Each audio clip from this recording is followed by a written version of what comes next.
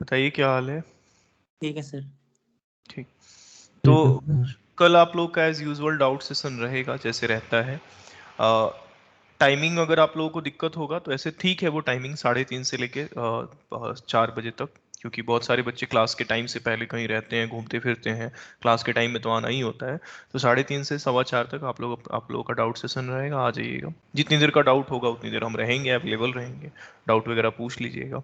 आज हम लोगों को नया चैप्टर पढ़ना है ना, डाइसन तो खत्म हो गया था। Yes sir. चलिए, तो let's begin the new chapter. देखिए जो नया चैप्टर पढ़ाएंगे ये ब्रीदिंग चैप्टर है। ब्रीदिंग चैप्टर को नोट्स पे पढ़ाएंगे, कुछ कुछ नोट्स पे पढ़ाएंगे, कुछ कुछ मतलब लिख के भी पढ़ाएंगे। लेकिन इसमें क्योंकि लिखना ज़्यादा है, आपको खुद पता चलेगा कि लिखना ज़्यादा कैसे है। और इसका नोट्स ना बहुत फाइन नोट्स है, fine in the sense perfect notes है। उसमें सब कुछ लिखा हुआ है, बहुत पैटर्न तरीके से लिखा हुआ है, उसमें कुछ काटना नहीं है, कुछ जोड़ना नहीं है, बस आपको उसमें समझते चलना है। थोड़ा सा हमारा टाइम भी बचेगा, जैसे डाइजेशन सर बहुत। ठीक है आप। हाँ। हम्म।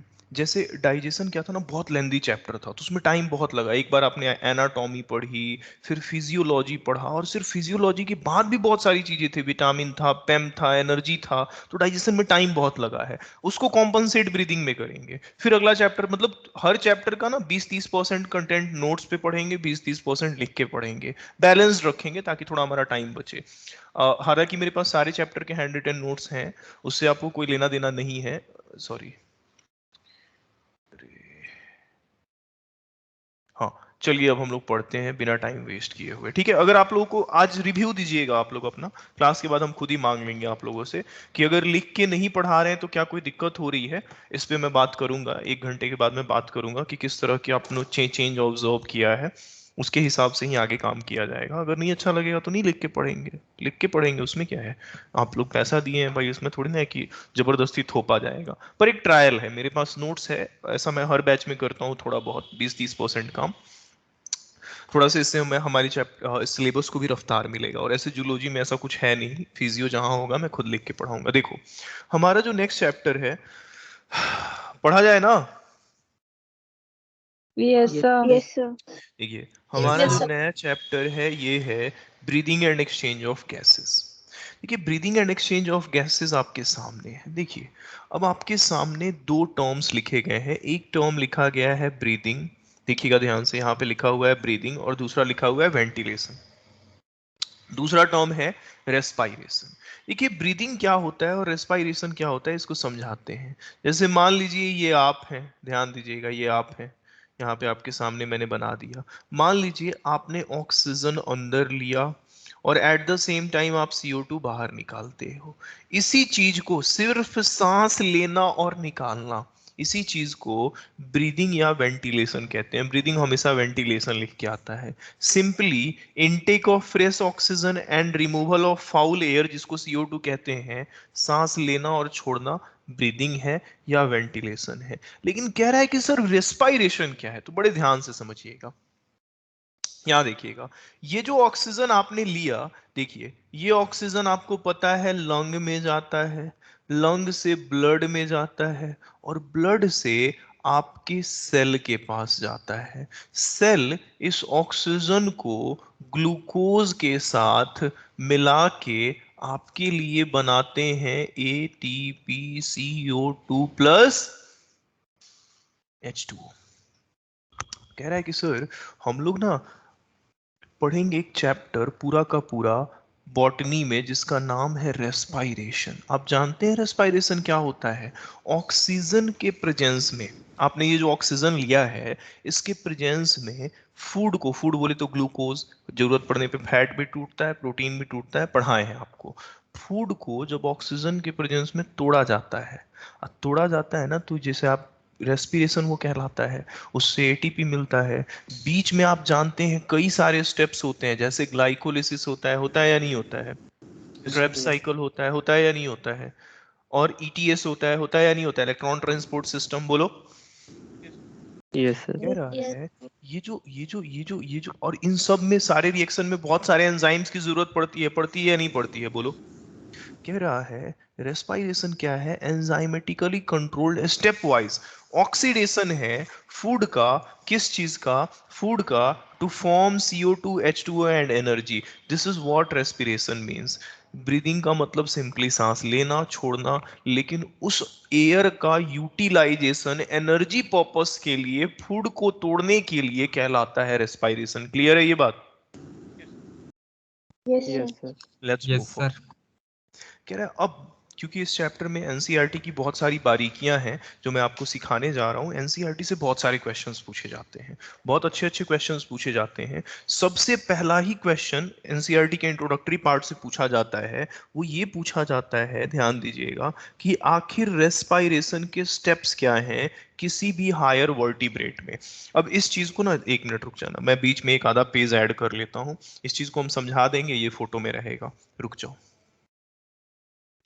चलो, अरे नहीं, create specific, create and edit page, ठीक है। हाँ, ये देखो, स्टेप्स ऑफ रेस्पिरेशन आपको हम फोटो बना के समझाएंगे ताकि आप समझ जाओ, क्योंकि ऐसे हवा में नहीं समझ पाओगे। देखो, ब्रीदिंग का, रेस्पिरेशन का स्टेप्स जो है किसी भी जानवर में आपको समझाते हैं। देखिएगा ध्यान से। जैसे मान लीजिए ऑक्सीजन है, तो ऑक्सीजन को कोई भी पर्सन जो है टेकअप करता है, एट द सेम टाइम वो पर्सन बाहर निकालता है CO2 को। अच्छा, ऑक्सीजन को लेना और निकालना, अगर आप ऑक्सीजन ले रहे हैं तो उसको इंस्पायरेशन कहते हो, CO2 बाहर निकालते हो तो एक्सपायरेशन कहते हो। Yes, sir. और इसी चीज को ना वेंटिलेशन या ब्रीदिंग कहते हो, बोलो तो, कहते हो ना? Yes sir. Yes, sir. कह रहा है सर, ये जो ऑक्सीजन लेंगे या ये जो CO2 निकालेंगे, ये इनहेल्ड एयर एक्सहेल्ड एयर किसी भी वर्टिब्रेट में उसके रेस्पिरेटरी ऑर्गन में जाता है। मान लो तुम ना इंसान हो तो तुम्हारे पास क्या है, लंग है, लेकिन कोई दूसरा होगा तो हो सकता है उसके पास गिल्स होगा, तो ऑक्सीजन उसके लंग में पहुंचेगा और CO2 यहां से बाहर निकलेगा। अच्छा, अब आप ये बात जानते हैं बहुत अच्छे से कि लंग से ये जो ऑक्सीजन है, सुनते रहिएगा, लंग से ये जो ऑक्सीजन है आपके ब्लड में जाता है कि नहीं जाता है ब्लड में, बोलो। Yes, sir. अच्छा, ब्लड में गया तो यहाँ पे एक दूसरा स्टेप शुरू हो गया। जानते हैं ये कौन सा स्टेप है? ये है गैस का एक्सचेंज हुआ, डिफ्यूजन हुआ बिटवीन लंग एंड ब्लड, हुआ या नहीं हुआ? सेकंड नंबर स्टेप, बोलो तो, एक्सचेंज हुआ होगा ना? Yes, sir. Yes sir. Yes. Yes, sir. कह लो exchange of gas between lung, कह लो एल्व्यूलाई, कह लो, बात तो बराबर ही है, बिटवीन लंग एंड ब्लड हो गया। अच्छा, ब्लड में ऑक्सीजन चला गया, ऑक्सीजन चला गया तो ब्लड इस ऑक्सीजन को करेगा तीसरा नंबर स्टेप, ट्रांसपोर्ट करेगा इस गैस का, ले जाके आगे पीछे पहुंचाएगा जहां भी पहुंचाना होगा, बोलो। Yes, sir. Yes, sir. Transport हो रहा है। अच्छा सुनिए, ब्लड इसको लेके जा रहा है, लेके जा रहा है, ऐसे लेके जा रहा है। अच्छा, लेके कहाँ जाएगा? तो आपके बॉडी के टिश्यू या सेल के पास लेके जाएगा। तो मान लीजिए इधर आपका सेल है, ये सब आपका सेल है, और सेल्स मिलते हैं तो टिश्यू बनता है, टिश्यू के पास लेके गया। अच्छा, आप बहुत अच्छे से जानते हैं कि इस ऑक्सीजन की ज़रूरत आपके बॉडी के सेल्स को है, तो ऑक्सीजन निकल के सेल या टिश्यू के पास पहुंचेगा। फिर से ये चौथा नंबर स्टेप है, फिर एक्सचेंज हुआ है गैस का, लेकिन इस बार हुआ है ब्लड और टिश्यू के बीच में, हुआ है या नहीं? Yes, sir. Yes, sir. Yes. देखते रहिए, between blood and tissue, or you can call it out cell. अच्छा, एक्सचेंज हो गया। अच्छा, अब पांचवा नंबर स्टेप ये होगा कि सेल, ध्यान दीजिएगा, सेल इस ऑक्सीजन को लेगा और ग्लूकोज के साथ मिलाएगा और रेस्पायरेशन करेगा। रेस्पायरेशन करेगा तो उसको मिलेगा ATP CO2 प्लस H2O। मतलब उसने उसने उसने क्या किया, इस ऑक्सीजन का यूटिलाइजेशन किया। Yes, बोलिए, sir. Utilization of oxygen for what? Energy production, for ATP production, है ना? Yes, sir. Yes, sir. Yes sir. अच्छा, अब सेल्स में रेस्पिरेशन की वजह से ये जो CO2 बना, ये फिर यहाँ पे जाएगा, बोलो तो, Yes, sir. ब्लड Yes, में sir. जाएगा। और ये भी एक्सचेंज है। आपके टिश्यू के पास, सेल के पास CO2 बना, वो ब्लड में चला गया, अब ब्लड में CO2 आ गया, अब ब्लड इस CO2 को लेके चला जाएगा तुम्हारे रेस्पिरेटरी स्ट्रक्चर के पास। अब ये CO2 तुम्हारे रेस्पिरेटरी स्ट्रक्चर के पास गया और यहां से ऐसे बाहर निकलेगा। ये भी एक्सचेंज नंबर 2 है, बिटवीन ब्लड एंड लंग हुआ है गैस का Yes. एक्सचेंज। ठीक है। Yes, और sir. यही तो है। तो आपने क्या सीखा यहाँ पे कि आपके ब्रीदिंग में या किसी भी पर्सन के रेस्पायरेशन में कितने स्टेप्स होते हैं? 5। असेंडिंग और डिसेंडिंग में ऑर्गेनाइज कर लीजिएगा। पहला तो सांस लीजिए, लंग में और ब्लड के बीच में एक्सचेंज होगा, फिर वो ट्रांसपोर्ट होगा तो फिर टिश्यू और ब्लड के बीच में एक्सचेंज होगा, फिर उसको यूज किया जाएगा। कोई तकलीफ इसमें? No, sir. चलिए ठीक है, तो चलिए इस चीज को हम लोग अपने PDF पे देख लेते हैं कि कहाँ है। आइए, बिना टाइम वेस्ट किए हुए देखिए, ये सेम फिगर आपके PDF पे बना होगा, आपके थोड़ा और अच्छे से बना होगा, तो इस चीज को हाईलाइट नहीं करते हैं, मैंने इस चीज को ऑलरेडी दिखा दिया है। ठीक है, कोई दिक्कत? No, sir. चलिए, No, तो sir. ये हो गया। ये 5 स्टेप असेंडिंग और डिसेंडिंग में लिखने के लिए आते हैं NCERT में। सुनिए, NCERT में फिर एक चीज है कि अलग अलग आपके पास ना लंग है, और जिसके पास लंग नहीं है वो कैसे सांस लेता है? तो अलग अलग सोनम, आपका माइक ऑन है? सोनम, हाँ। अलग अलग जानवरों में, जैसे मछली के पास गिल है, और जिनके पास वो भी नहीं है वो कैसे सांस लेते हैं, तो ये एनिमल किंगडम का टॉपिक है, लेकिन एनसीईआरटी में थोड़ा बहुत इसके बारे में चर्चा किए हुए हैं। एनिमल किंगडम में भी हम लोग पढ़ेंगे फर्दर डिटेल में। अभी हम लोग पढ़ने जा रहे हैं कि कोई जानवर है, उसका रेस्पायरेटरी ऑर्गन क्या है, या उसका एग्जाम्पल क्या है। जैसे देखो, जानवरों की शुरुआत होती है, अगर मैं बात करूं तो पोरीफेरा से। पोरीफेरा का बड़ा फाइन एग्जाम्पल है स्पॉन्जी। पोरीफेरा के बाद आता है सीलेंट्रेटा। सीलेंट्रेटा के बाद अगर थोड़ा सा आगे बढ़ोगे तो आते हैं प्लेटी हेलमिन्स। जानते हैं इन तीनों जानवरों के पास, इन तीनों जानवरों के पास एनिमल किंगडम में, ये लोअर इनवर्टिब्रेट्स हैं, इनके पास कोई रेस्पायरेटरी स्ट्रक्चर नहीं होता है। No well developed respiratory organ. तुम्हारे पास लंग है, तुम्हारे पास गिल्स हो सकता है, मछली हो, तो इनके पास नहीं होता है। तो कैसे एक्सचेंज करते हैं? ये एक्सचेंज करते हैं, जैसे मान लो, देखो ध्यान से, बड़े ध्यान से समझाते हैं, इधर चीज को समझो। जैसे मान लो इन जानवरों में कैसे एक्सचेंज होता है, समझाते हैं। जैसे मान लो ये इनका बॉडी है ये, और ये बॉडी का सरफेस है, बॉडी का सरफेस है। अच्छा, बाहर मान लीजिए इन्वायरमेंट है, इन्वायरमेंट है, इन्वायरमेंट में ऑक्सीजन है, सीधा चला जाएगा, बॉडी में CO2 बना, सीधा निकल गया, सीधा diffusion.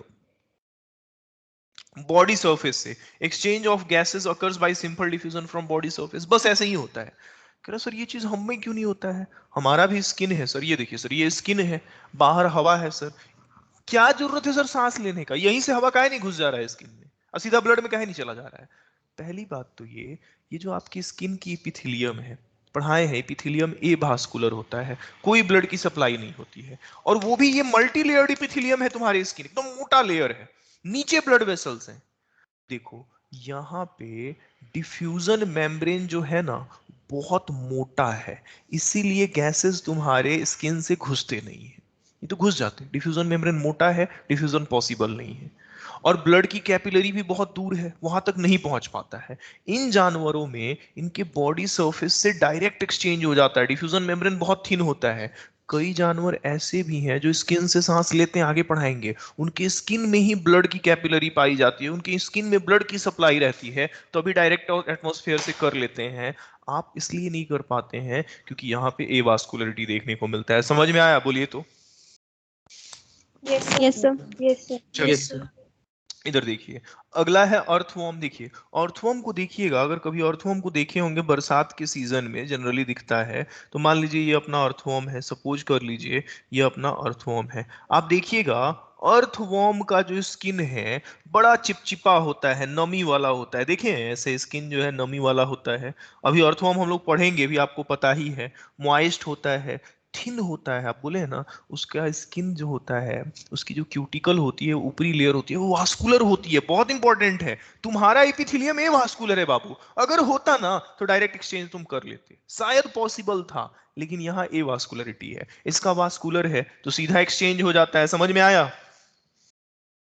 Yes, Yes, sir. sir. Yes, sir. एक दूसरा तरह का सिस्टम है, शायद आप लोग जानते हैं, कॉकरोच टॉपिक में आपको ट्रैकियल सिस्टम पढ़ाया जाएगा, वहां पे पढ़ा देंगे, ठीक है? कॉकरोच जब पढ़ाएंगे एनिमल किंगडम में, तो कोई दिक्कत? नाम सुने हैं ट्रैकियल सिस्टम का? Yes sir. चलिए Yes, sir.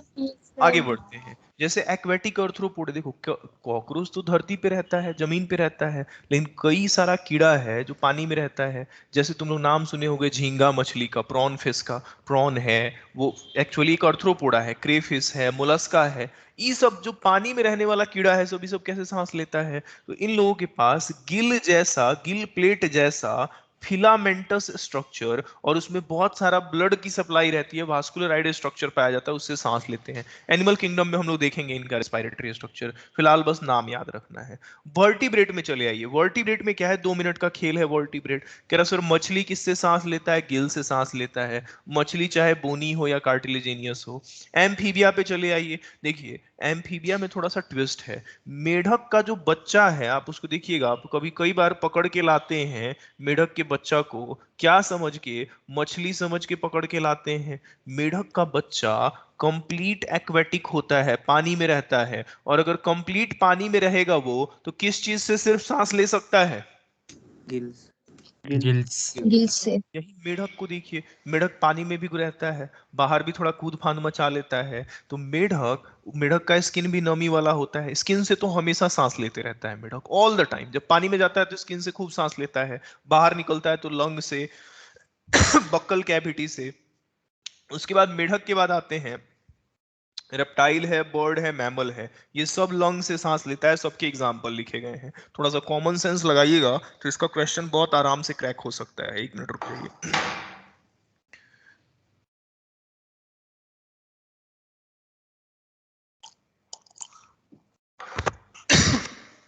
थोड़ा सा कॉमन सेंस लगा के इसका क्वेश्चन बहुत आराम से क्रैक हो सकता है। जो पानी में रहता होगा गिल से सांस लेता होगा, जो जमीन पे रहता होगा लंग से सांस रह लेता होगा, और जिसके पास लंग और गिल दोनों नहीं होगा, कहीं ना कहीं स्किन से सांस लेता होगा सिंपल डिफ्यूजन के थ्रू, ठीक है? Yes, sir. Yes, sir. मेढक वाला पूछा जाता है, मेढक तीनों चीज से सांस लेता है, कैसे? मेढक टॉपिक में पढ़ेंगे हम लोग। चलिए आगे चलते हैं। देखो 3 टर्म्स हैं, एक है क्यूटेनियस, एक है ब्रैंकियल, एक है पल्मोनरी। देखो एक वर्ड है पल्मोना, पल्मोना मतलब होता है लंग। एक है क्यूटेनियस मतलब स्किन। ऐसा जानवर जो स्किन से सांस लेता हो उसको क्यूटेनियस रेस्पिरेशन कहते हैं। ऐसा जानवर जो लंग से सांस लेता हो उसको कहते हैं हम लोग पल्मोनरी रेस्पिरेशन। बच गया ब्रैंकियल जो गिल से सांस लेता हो। कोई दिक्कत? No, sir. No, sir. आगे आते हैं, आगे आते हैं। इन सब चीज को लिखने में बहुत टाइम लगता है। देखो अब ना हम लोग ह्यूमन रेस्पिरेटरी, क्योंकि अभी तक तो हम लोग सारे जानवरों के बारे में पढ़ रहे थे और पढ़ना हमें इंसानों के बारे में, तो चलिए हम लोग पढ़ने जा रहे हैं ह्यूमन रेस्पिरेटरी सिस्टम। बिना टाइम वेस्ट किए हुए ह्यूमन रेस्पिरेटरी सिस्टम में ये क्वेश्चन AIPMT में पूछा गया है, जो आपको दिखा रहे हैं। क्या पूछा गया है कि आखिर आप जो हवा इनहेल करते हैं उसका रास्ता क्या है? देखो बहुत सिंपल सा चीज है, बस चुटकियों का खेल है। इधर देखो दिखा, अरे यार बार बार हम गड़बड़ कर रहे हैं। 1 मिनट रुक जाओ, 1 सेकेंड रुको। एक्चुअली क्या है ना, हमको इसमें थोड़ा सा एक्सपेरिमेंट ये करना है। चलो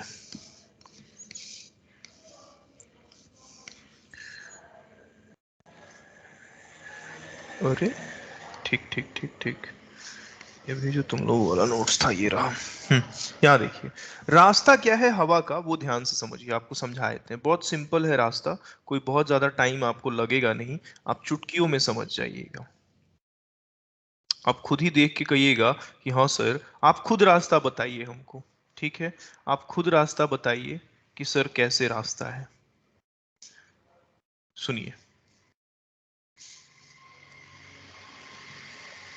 चलो अच्छा, आप जो है कैसे सांस लेते हैं, जैसे मान लीजिए एयर है, एयर सबसे पहले इस छेद में एंटर करता है, इस छेद को कहते हैं एक्सटर्नल नॉस्ट्रिल। नंबर में 2 होता है, नाक में 2 छेद बने होते हैं या नहीं बने होते हैं, बोलो। Yes, sir. Yes sir.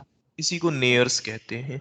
उसके बाद हवा उतरता है इस नोजल कैविटी में, नोजल कैविटी में।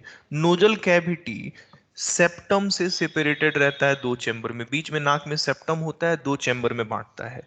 अब ये हवा नोजल कैविटी होते हुए जाता है, ये जो पीछे आप देख रहे हैं, पीछे भी 2 छेद होता है, इनको कहते हैं तीसरा नंबर जगह इंटरनल नॉस्ट्रिल। क्या कहते हैं बोलिए तो? Internal nostril. या फिर इनको कहते हैं नेयर्स। अच्छा, हवा इंटरनल नॉस्ट्रिल से इस जगह पे पहुंचता है, मैंने कहा है दिस इज नेजो फेरिंग्स। नेजो फेरिंग्स से यहां उतरता है, इसको क्या कहते हैं? ओरोफेरिंग। बहुत अच्छे। ओरोफेरिंग्स से नीचे उतरता है, इसको क्या कहते हैं? लैरिंगोफेरिंक्स। बहुत अच्छे, लैरिंगोफेरिंग्स। दिस आर द फेरिंग्स, है ना फेरिंग्स ये? Yes sir. फेरिंग्स से Yes, sir. ग्लॉटिस होते हुए इस छेद को क्या कहते हैं, बताए थे ना, इस छेद को क्या कहते हैं? नहीं नहीं नहीं नहीं, छेद का नाम है ग्लॉटिस, और इसके ऊपर एक ढक्कन है, उसका नाम क्या है? Epiglottis. ग्लॉटिस होते हुए हवा आपके साउंड बॉक्स में पहुंचता है, और ये है आपका 5वां number portion, that is called as larynx. Larynx से नीचे उतरता है, इसको कहते हैं 6ठा नंबर पोर्शन, ट्रैकिया। ट्रैकिया से आगे बढ़ता है, दिस इज ब्रोंकाई। ब्रोंकाई से आगे बढ़ता है, लंग में उतरता है, या आप कह लीजिए एल्व्यूलाई में जाता है। कोई तकलीफ? पैसेज ऑफ, आ जाओ आ जाओ। यही चीज लिखा गया है, पूछा भी गया है, ये क्वेश्चन ऑलरेडी पूछा जा चुका है, बहुत अच्छे से इसके बारे में डिटेल, इसका कहानी पूछा जा चुका है। आइए देख लेते हैं। देखिए, इसको देखिए, इस पाथवे को, इसको देखिए एक बार, शायद आप समझ गए होंगे इसको देख के। एनओएल मतलब, देखिए तो एनओएल मतलब क्या होगा? एनओएल मतलब नेजोफेरिंक्स, ओरोफेरिंक्स, लैरिंगोफेरिंक्स। बहुत अच्छे। बाकी लोगों को समझ में आ रहा है पढ़ाई, या सिर्फ बबलू को ही समझ में आ Yes, रहा है? sir. Yes, sir. Yes, Yes, sir. sir. Yes. कैसा? ठीक है, चलिए चले ना आगे। Yes, sir. Yes, sir. अब कह रहा है ये जो पूरा आपका हवा जो है इस रास्ते को ट्रेवल किया है, इसमें जो जो पार्ट है इन सब पार्ट को पढ़ाया जाएगा आपको। इस रेस्पिरेटरी पैसेज में जो ऑर्गेन्स लगे हुए हैं, चलिए इनके बारे में पढ़ते हैं। सबसे पहले आपको पता चला कि नोजल कैविटी है, फिर फेरिंग्स है, लैरिंग्स है। छेद के बारे में थोड़ी ना पढ़ी गई, तो ओपनिंग है सिर्फ। ब्रोंकाई है, एल्व्यूलाई है, लंग्स है। एक एक करके पढ़ते हैं। देखो, तुमको तो पता ही है कि ये है तुम्हारा नोजल कैविटी, बाहर 2 छेद है, इंटरनली भी 2 छेद है, ऐसे इंटरनली भी 2 छेद है, और इनके बीचों बीच एक सेप्टम प्रेजेंट है। तो आपको पता है कि आपकी नोजल कैविटी जो है नोजल सेप्टम से 2 पार्ट में सेपरेटेड है। आपको पता है this are the external nostril, आपको ये भी पता है कि this are the internal nostril. Clear ये बात नोजल कैविटी के बारे में? Yes, yes sir. Sir. Yes, sir. Yes, sir. चलो आगे बढ़ते हैं। कह रहा सर थोड़ा सा नोजल कैविटी के बारे में ना एक इंटरेस्टिंग बात जानिए। क्या इंटरेस्टिंग बात जानिए? कह रहा है सर नाक के बारे में आप देखिए सर, जब हम लोग नाक को देखते हैं ना, जैसे ये कोई इंसान है, तो देखो नाक को देखोगे ना, तो ये है तुम्हारा नोजल कैविटी। इस नाक में टोटल 3 जोन पाए जाते हैं। जैसे ही नाक में एंटर करोगे तो यहाँ पे छोटे छोटे बाल नजर आ जाएंगे, बाहर से भी मिरर में भी आप देखोगे तो बाल नजर आ जाते हैं। ये जो बाल वाला रीजन होता है, इस रीजन को कहते हैं वेस्टिब्यूल। क्या कहते हैं बोलिए तो? Vestibule. अच्छा, ऊपर का जो हिस्सा है, ऊपर का जो हिस्सा है, इस रीजन का खासियत ये है, नाक का एक काम है हवा को भेजना, दूसरा काम है सूंघना। ये ऊपर वाला जो रीजन है सूंघने में मदद करता है, ये ऑल्फैक्टरी रीजन है। और जो पार्ट बच गया इसको कहते हैं रेस्पिरेटरी रीजन। कोई तकलीफ किसी को इसको समझने में? No, sir. देखिए वेस्टिब्यूल क्या है, तो लोअर मोस्ट एंटीरियर पार्ट, सबसे आगे वाला हिस्सा है, इसमें हेयरी स्किन पाया जाता है। ऑल्फैक्टरी रीजन क्या है, अपर वन थर्ड रीजन। देखो अपर वन थर्ड, ऊपर का एक तिहाई हिस्सा ऑल्फैक्टरी रीजन है। कह रहा है ऑल्फैक्टरी रीजन का खासियत ये है कि उसमें सूंघने की क्षमता होती है। देखिए यहाँ की एपिथेलियम के बारे में एम्स ने एक क्वेश्चन पूछा। एम्स ने पूछा कि बताइए नाइडेरियन मेम्ब्रेन, एक मेम्ब्रेन का नाम है, यहां देखिए लिखा हुआ है, एक मेम्ब्रेन है जिसका नाम है नाइडेरियन मेम्ब्रेन, हाईलाइट कर देते हैं। नाइडेरियन मेम्ब्रेन कहाँ देखने को मिलता है? कह रहा है कि इसी ऑल्फैक्टरी रीजन की एपिथेलियम जो सूंघने में मदद करती है, इसको हम लोग कहते हैं, और ये सेंसरी एपिथेलियम होगा, बोले थे ना इसमें इसमें इसमें न्यूरॉन्स पाए जाते होंगे तभी सूंघने में मदद करता होगा, पढ़ाए होंगे सेंसरी एपिथेलियम। यही की एपिथेलियम जो है सूंघने में मदद करती है और ये कहलाती है नाइडेरियन मेम्ब्रेन। क्लियर है ये बात? Yes, sir. Yes, sir. Yes, sir. Yes. अच्छा, उसके बाद है रेस्पिरेटरी रीजन, बाकी हिस्सा है, बस ये छोड़ दीजिएगा, इसमें बाकी हिस्से में स्यूडो स्ट्रेटिफाइड कॉलमनर एपिथेलियम होते हैं, नाक में म्यूकस भी सिक्रीट होता है, इसमें गॉबलेट सेल भी होते हैं जो म्यूकस सिक्रीट करते हैं। क्लियर है ये बात? बोलिए। Yes, sir. Yes, sir. ठीक, इधर आ Yes, जाओ। sir. ट्विस्ट ये है कि आपसे एक बड़ा बेहतरीन सवाल पूछा जाएगा, सवाल पूछा जाएगा, सवाल पे आते हैं। कह रहे काम क्या है नोजल कैविटी का? सर क्या है इसका, जरूरत क्या है सर? मुंह से नहीं सांस ले लेते, इधर मुंह खोलते, मुंह खोल के इधर बात कर ही रहे हैं सर, मुंह से ही सांस ले लेते। भगवान नाक काहे बना दिए सर? इस नोजल कैविटी का जरूरत क्या था? कह रहा है जरूरत तभी भगवान ने बनाया है। देखो इसका काम ये है कि जब हवा को तुम इनहेल करते हो, ध्यान दीजिएगा, जब हवा को तुम इस नोजल कैविटी से इनहेल करते हो तो कई सारा पैथोजन, देखते हो तुम्हारा अभी कोरोना वायरस के टेस्ट में तुम्हारे नाक से लिया जाता है म्यूकस को, नाक से म्यूकस को लिया जाता है, Yes, इस sir. म्यूकस में कई सारे पैथोजन चिपक जाते हैं। धूल उड़ा वो भी चिपक जाता है। अब धूल को ये चिपका लेता है अपने अंदर तो हवा को फिल्टर कर रहा है। देखते हो कहीं लिखा होता है कि मान लीजिए हाथ में बैक्टीरिया वगैरह लग गया तो आप ऐसे स्प्रे मारते हैं, कहते हैं हाथ जो है स्टेराइल हो गया, अब इसमें कोई माइक्रोब नहीं है। तो स्टरलाइजेशन का मतलब जो हवा आप ले रहे हैं उसमें है बहुत सारा पैथोजन, वो कीटाणु, वो पैथोजन सब यहीं पे चिपक जाता है, तो आपके फेफड़ा तक जो हवा पहुंचता है, लंग तक जो हवा पहुंचता है, वो हवा होता है स्टेराइल हवा। तो कहते हैं कि स्टरलाइजेशन में भी मदद करता है। कैसे? तो म्यूकस जो है इनकमिंग डस्ट पार्टिकल को और पैथोजेंस को चिपका लेता है, चिपका लेता है तो हवा फिल्टर होके बिना माइक्रोब के पहुंचता है आपके लंग तक। हर बार ऐसा नहीं होता है, कई बार पैथोजेंस भी पहुंच जाते हैं, लेकिन ज्यादातर केस में यही काम होता है। दूसरा एक चीज नोटिस करना, यहाँ की जो इपिथेलियम है वो चिपचिपा है, नमी वाला है।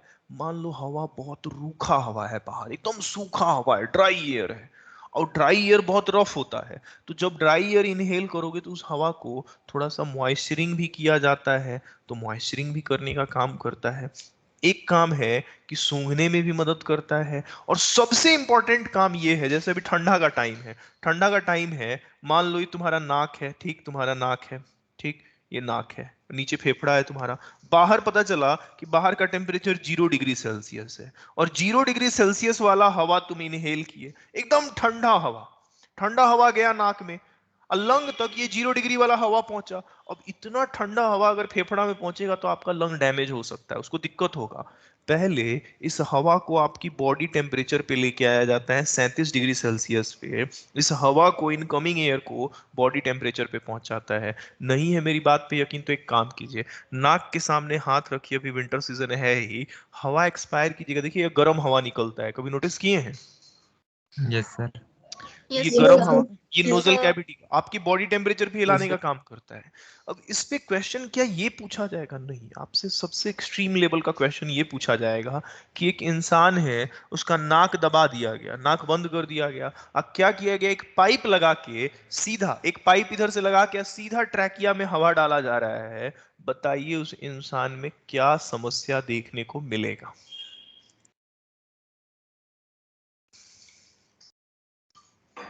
बोलो क्या समस्या देखने को Lungs मिलेगी? damage.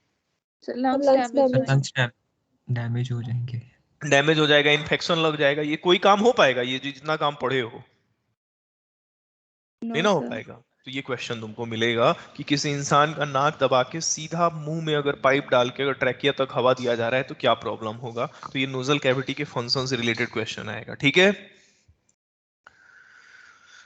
अरे चलें आगे।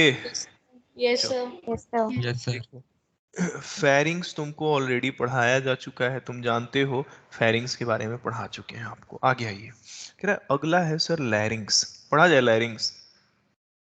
Yes Yes, sir. sir.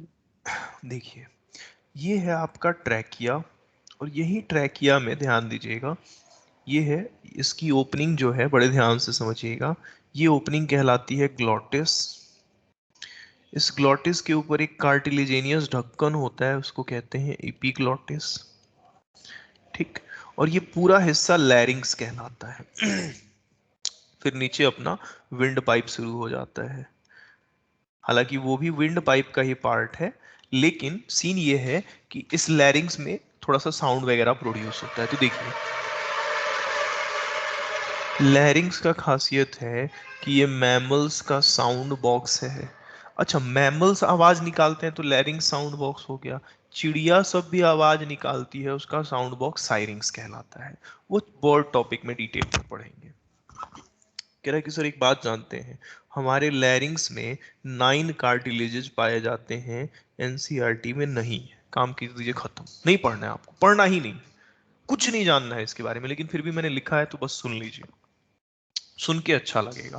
कह रहा है सर ये जो 9 कार्टिलेज है ना, इसमें 3 जो हैं वो अनपेयर्ड होते हैं, और 3 जो है सर जोड़ा में होता है। तो जोड़ा वाला 3 दूनी 6 हो गया, 3 2 6 हो गया, 6 पाए जाते हैं। तो 6 और 3 टोटल 9 हो गए। अब ये 9 कार्टिलेज का आपको जानना है सिर्फ नाम। देखिए क्या क्या नाम जानना है। पहला जो कार्टिलेज है उसका नाम है थायराइड, सबसे बड़ा है। दूसरा है क्रिकोइड, तीसरा है एपिग्लॉटिस, वही ढक्कन। उसके बाद है पेयर्ड में एरिटिनोइड, कॉर्निक्यूलेट, क्यूनिफॉर्म।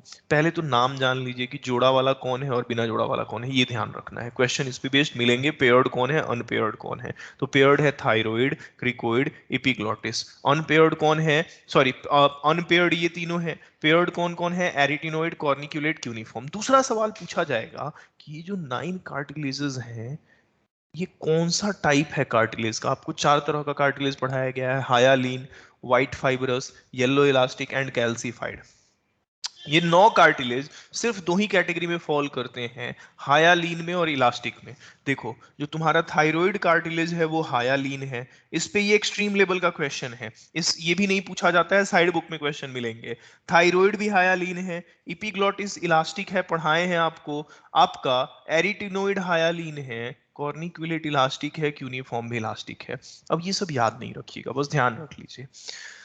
थोड़ा थायराइड के बारे में आते हैं। कह रहा है थायराइड जो है ना, मेल में, मर्दों में, लड़कों में थोड़ा सा इसका साइज बढ़ता है, और लड़कों में ये साइज बढ़ के बनाता है एडम्स एप्पल। एडम्स एप्पल ये रहा, ये सिर्फ एडल्ट मेल में पाया जाता है। ये जो सिंबल है ये मेल का है, और ये मदद करता है आवाज के भारीपन के लिए। ये जो मर्दों जैसी आवाज आती है, आवाज जो भारी होता है, ये आपका करवाता है एडम्स एप्पल। ठीक है, इतनी बात समझ में आई। Yes, sir. Yes. यस इसका सर। डिटेल हम लोग जानेंगे, देख लीजिएगा। अच्छा, इसी कॉर्निक्यूलेट को कार्टिलेज ऑफ सैंटोरिनी भी कहते हैं। अच्छा, सैंटोरिनी वर्ड आपने और भी कहीं पढ़ा है। पैंक्रियाज का That कोई of टर्म centroid. ठीक ठीक Yes, ठीक sir. ठीक Yes, ठीक sir. ठीक। अच्छा, इन कार्टिलेजेस का अगर फोटो आप देखना चाहेंगे तो देखिए, यहाँ नोट्स में बहुत सारा पीडीएफ में फोटो लगा होगा, बट आपको देखना है सिर्फ। देखो, जैसे ये देखो, ये थायराइड कार्टिलेज है, ये क्रिकोइड है। अलग अलग एंगल से देखोगे तो अलग अलग तरह का कार्टिलेज दिखाया गया होगा। ये सब नहीं पढ़ना है। देखो, एंटीरियर है, साइड व्यू है, पोस्टीरियर व्यू है, हर तरफ से दिखाया गया है। ये देखो, ये रहा एपिग्लॉटिस, ये रहा तुम्हारा थायराइड, क्रिकोइड। फिर देखोगे तो ये देखो, एरिटिनोइड भी नजर आ रहा है साइड में। फिर पीछे से देखोगे तो ये क्रिकोइड भी नजर आ जा रहा है। मतलब इस तरह से ये सारे कार्टिलेजेस तुमको फिगर में दिखाए गए हैं। बट छोड़ दीजिए, फिगर को आपको यूज नहीं करना है। जितना बोले हैं नाम ध्यान रखिएगा, पेयर्ड और अनपेयर्ड याद रखिएगा, और कुछ नहीं याद रखिएगा। कह रहा है एक बात जानते हैं सर। बोलेगा क्या सर, पढ़ाइए। चलिए, कह रहा है सर हम लोगों के लैरिंग से आवाज प्रोड्यूस होता है। अब देखे होंगे गिटार लोग बजाता होगा, तो गिटार में स्ट्रिंग पाया जाता है, धागा पाया जाता है। वो धागा वाइब्रेट करता है तो आवाज आता है। ऐसा ही धागा, ऐसा ही वोकल कॉर्ड तुम्हारे लैरिंग्स में भी पाया जाता है। और दो तरह के स्ट्रिंग्स, दो तरह के कॉर्ड्स पाए जाते हैं। एक होता है फॉल्स वोकल कॉर्ड, छोड़िए, और दूसरा होता है ट्रू वोकल कॉर्ड। देखो, अभी अभी तुम देखे हो कि ये था तुम्हारा छेद जिसको तुम ग्लॉटिस कह रहे थे, ध्यान रखिएगा, समझिए ध्यान से। इस ग्लॉटिस के ऊपर एक ढक्कन था जिसको कह रहे थे इपी एपिग्लोटिस। इपीग्लॉटिस के जस्ट पीछे जाइएगा ना, इपीग्लॉटिस के जस्ट पीछे जाइएगा तो एक कार्टिलेज होता है जिसको कहते हैं एरिटिनोइड कार्टिलेज। जस्ट इसके नीचे आइएगा तो सबसे बड़ा वाला कार्टिलेज होता है सामने की तरफ ही, इसको कहते हैं थायराइड। इसी का साइज बढ़ के एडम्स एप्पल देखने को मिलता है। और जस्ट इससे पीछे भी एक कार्टिलेज पाया जाता है, इसको कहते हैं क्रिकोइड। कह रहा सर क्या बताना चाह रहे हो ये बताओ। छोड़ो अभी तो, देखो अब तुम समझ गए इस चीज को, जो बताना चाहते हैं वो ध्यान से समझो। कह रहे सर एक बात जानते हैं, इस इपीग्लॉटिस और एरिटिनोइड से कुछ धागे लगे होते हैं, ऐसे सराउंड करते हैं। और हमारा ये जो दूसरा वाला कार्टिलेज है थायराइड और क्रिकोइड, इनसे भी कुछ धागे लगे होते हैं। जो डॉटेड लाइन से दिखाए हैं वो उस पार हैं, और जो सीधा लाइन से दिखाए हैं इस पार हैं, और बीच में वो छेद है, खाली जगह है। कह रहा है सर नीचे से हवा जाता है, ऐसे नीचे से हवा जाता है, ये गया एयर। एयर जब इनसे पास करता है ना सर, तो ये जो येलो वाला है वो भी वाइब्रेट करता है, ग्रीन वाला है वो भी वाइब्रेट करता है। लेकिन इस ग्रीन वाले के वाइब्रेशन से कोई साउंड नहीं निकलता है, जबकि जब येलो वाला वाइब्रेट करता है तो साउंड निकलता है। इसीलिए सर येलो वाले को कहते हैं ट्रू वोकल कॉर्ड, और इसके ऊपर जो ग्रीन वाला है उसको कहते हैं फॉल्स वोकल कॉर्ड। आया बात समझ में? Yes, sir. Yes sir. Yes. Yes, sir. देखिए नीचे फोटो भी बना हुआ है दोनों का, देखिए यहाँ पे दोनों का फोटो भी बना हुआ है और लिखा भी हुआ है क्यों ट्रू और फॉल्स कहते हैं।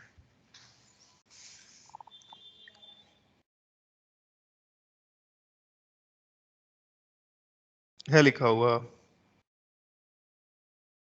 Yes. Sir. Yes sir. Sir repeat करना एक बार। हाँ इसमें, हाँ क्या रिपीट कर दे? सर यही एपिग्लोटिस एंड थायराइड। मैंने कहा कि देखिए ध्यान से, ये जो आपका इपीग्लॉटिस है, ये रहा इपीग्लॉटिस, और ये रहा इसके पीछे एरिटिनोइड कार्टिलेज होता है। इनके बीच में भी कुछ वोकल कॉर्ड्स लगे होते हैं। आपका थायराइड कार्टिलेज और क्रिकोइड कार्टिलेज, इनके बीच में भी कुछ वोकल कॉर्ड लगे होते हैं, और उनके बीच में खाली जगह होता है, स्पेस होता है। आप जब बोलती हैं तो यहाँ से हवा निकलता है बीचों बीच। जब हवा निकलता है तो ये सारे कॉर्ड्स वाइब्रेट करते हैं। लेकिन फॉल्स वोकल कॉर्ड के वाइब्रेट करने से कोई साउंड प्रोड्यूस नहीं होता है, नो प्रोडक्शन ऑफ साउंड। ठीक है, तो अगर साउंड प्रोड्यूस नहीं होता है तो उसको झूठा वोकल कॉर्ड नहीं कहिएगा। जबकि ट्रू से जब हवा गुजरता है तो वहां से क्या निकलता है, साउंड प्रोड्यूस करता है। और साउंड प्रोड्यूस करेगा तो नहीं कहेगा कि ये सच्चा आवाज निकालने वाला वोकल कॉर्ड है। बोलिए तो। Yes, sir. Yes sir. चला जाए आगे, कोई तकलीफ इसमें? No, sir. No, चलो sir. ये सब मिटा देते हैं, ताकि क्योंकि इसमें ऑलरेडी सारा चीज लिखा हुआ है। लैंग्वेज में बहुत कुछ लिखा होगा, आप अपना देख लीजिएगा, वो बहुत कुछ नहीं, इन्हीं चीजों को डिटेल में लिखा होगा। अच्छा एक बात समझो, तुमने नोट किया होगा कि कुछ बातें तुमने नोट करी होगी। क्या नोट किया होगा कि जब तुम छोटे थे, चाइल्ड थे, चाइल्ड में चाहे तुम मेल हो या फीमेल हो, ध्यान दीजिएगा, चाहे तुम मेल हो या फीमेल हो, बाद में तुम एडल्ट हुए, एडल्ट में फिर मेल हो, ध्यान दीजिएगा, एडल्ट में मान लीजिए फीमेल है, एडल्ट फीमेल है, और फिर मेल है।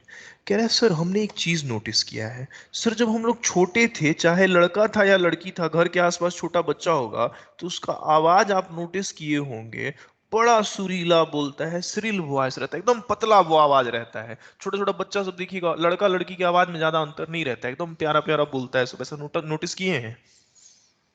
Yes, sir. Yes Yes, sir. अब वहीं आप लोग बड़े हो जाते देख रहे, दिन भर बोलते बोलते आवाज फटा बांस की तरह हो गया है। तो अब जो आवाज में बदलाव आया है, ये क्यों आया है, इसकी कहानी समझिए। कह रहा है सर छोटा बच्चा, चाहे लड़का हो या लड़की, देखो अब एक ट्विस्ट है, ट्विस्ट ये है कि तुम्हारा वोकल कॉर्ड है, चाहे लड़का है या लड़की है, उसमें वोकल कॉर्ड है। मैं ट्रू की बात कर रहा हूं। देखो लड़कों में होता क्या है, आवाज ये क्यों बदल जाता है, ये सुनिए। अच्छा लड़की लोग अभी भी देखिएगा, एडल्ट लड़की लोग अभी भी खूब सुरीला गाता है। लोग देख रही हैं श्रेया घोषाल को, कितना बढ़िया गाती है। पलक मुछल को देखिए, वो कितना बढ़िया गाती है। ऑटो ट्यून वाले की बात मैं बात नहीं कर रहा हूँ, जो बिना ऑटो ट्यून वाले हैं, श्रेया घोषाल, पलक मुछल, उन लोगों का गाना बिना ऑटो ट्यून को इतना सुरीला गाएगी सब, एकदम आपको लगेगा कि भाई ये तो मतलब साउंड की जो होती है ना, जिसको कहते हैं ना खुशबू फैल जाना आवाज का, वैसा गाती है दोनों। अच्छा लेकिन लड़का सबका आवाज देखिए, एकदम आवाज जो है एकदम फट, वही बोल ही रहे हैं, बहुत ज्यादा डीप साउंड हो जाता है, बहुत भारी आवाज हो जाता है, कोई सुरीला उरीला गाता नहीं है सब। हालांकि वो अलग चीज है। इधर देखिए, जब आप मेल हैं तो मेल के पास होता है टेस्टिस, और आपका जो टेस्टिस है वो बनाता है एंड्रोजन। एंड्रोजन में भी मेनली कौन सा एंड्रोजन, टेस्टो एस्टेरोन। टेस्टोस्टेरोन। देखिए जब आप छोटे होते हैं ना लड़का लोग, सुनिए, जब आप लोग छोटे होते हैं तब कोई टेस्टोस्टेरोन टेस्टिस नहीं प्रोड्यूस करता है छोटे होने पे। तो अब छोटे होने पर लड़की लोग में तो टेस्टिस है ही नहीं, उनका तो ओवरी होता है, उनकी बॉडी में तो एंड्रोजन पाया नहीं जाता है। देखिए होता क्या है, जब जवानी में ये एडल्ट होने पे जब ये एंड्रोजन आपकी बॉडी में आता है तो जाके इस वोकल कॉर्ड का जो स्ट्रिंग होता है उसको थिक बनाता है और उसका लेंथ भी बढ़ा देता है। अब जो वोकल कॉर्ड मोटा होता है और थिक जब होता है तो उसकी वजह से आवाज लड़कों में, सिर्फ एडल्ट लड़कों में बदल जाता है। आवाज बदल के और लड़कों का आवाज जो है लो पिच का हो जाता है, ध्यान रखिएगा। लो पिच का आवाज हो जाता है, उसी को डीप साउंड कहते हैं, भारी आवाज हो जाता है, लो पिच का भारी आवाज। समझ रहे हैं बात को, एंड्रोजन की वजह से। लेकिन छोटा बच्चा, चाहे लड़का है या लड़की है, और एडल्ट लड़की, इन लोगों में एंड्रोजन होता ही नहीं है। नहीं होता है तो उनका वोकल कॉर्ड हमेशा शॉर्ट रहता है, थिन रहता है, नो एंड्रोजन, तो उनका आवाज एकदम शार्प वॉइस, सुरीला वॉइस और हाई पिच का रहता है। समझ में आया बात? Yes, sir. Yes, sir. अच्छा Yes, एक sir. बात समझिए, अब मान लीजिए आपको सोच रहे हैं कि भाई इतना बढ़िया कोई लड़का, छोटा बच्चा है, खूब बचपन में बढ़िया गाना गा रहा है। होता था ऐसा, मुगलों के साम्राज्य में क्या होता था, मुगल एम्पायर के टाइम में, मान लीजिए मुगल एम्पायर का टाइम है, अभी भी अफगानिस्तान में ये प्रैक्टिस में होता है ये चीज, अफगानिस्तान में मुगलों के दरबार में क्या किया जाता था, जैसे मान लीजिए कोई छोटा बच्चा दरबार में गया, गा दिया खूब बढ़िया, ऐसा बच्चा जो गाता है उसको कहते हैं क्वायर बॉयज, गवैया कहा जाता है इसको। ये बच्चा सब जो घूम घूम के गाता है, गवैया समझ लीजिए, गाने वाला लिख देते हैं, गाने वाला। गया दरबार में राजा के सामने खूब बढ़िया गा दिया, अब राजा बोले इसका टेस्टिस ही हटा दो, टेस्टिस हटा दिया जाता था। टेस्टिस हटाने की प्रथा जो है, टेस्टिस रिमूव कर दी जाती थी। अब टेस्टिस रिमूव कर दी जाती थी तो इस घटना को कहते थे कैस्ट्रेशन। टेस्टिस रिमूव करने से क्या फायदा होता था, टेस्टिस होता ही नहीं था, नो एंड्रोजन, ये बच्चा बड़ा भी हो जाए कोई आवाज नहीं बदलता था। दरबार में इसको गवैये के रूप में, क्वायर बॉयज के रूप में हायर कर लिया जाता था। समझ में आया? बोलो। Yes, sir. Yes, sir.